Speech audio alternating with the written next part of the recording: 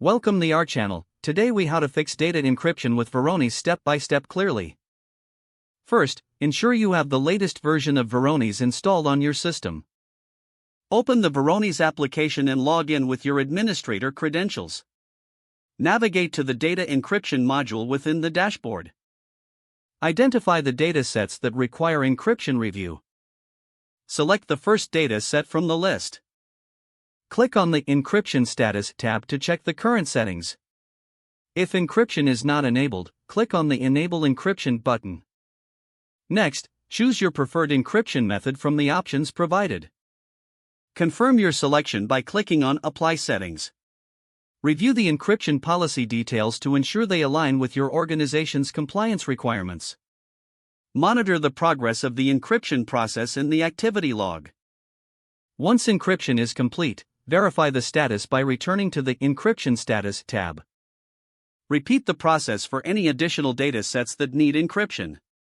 Conduct a final audit by generating a report on the encryption status across all data sets. Ensure you document any changes made during the process for future reference. Regularly review your encryption settings and policies to stay compliant with industry standards. Always stay informed about updates and enhancements from Varonis to maintain optimal security measures.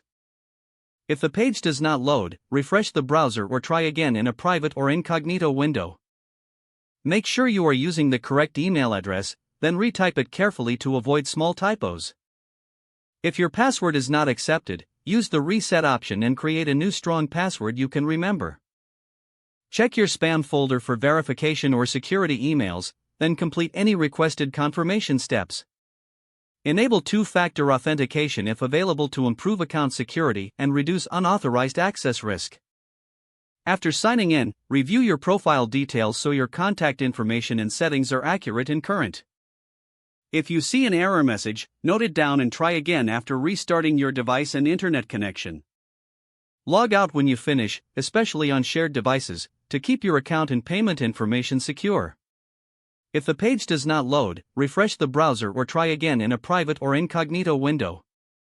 Make sure you are using the correct email address, then retype it carefully to avoid small typos. If your password is not accepted, use the reset option and create a new strong password you can remember.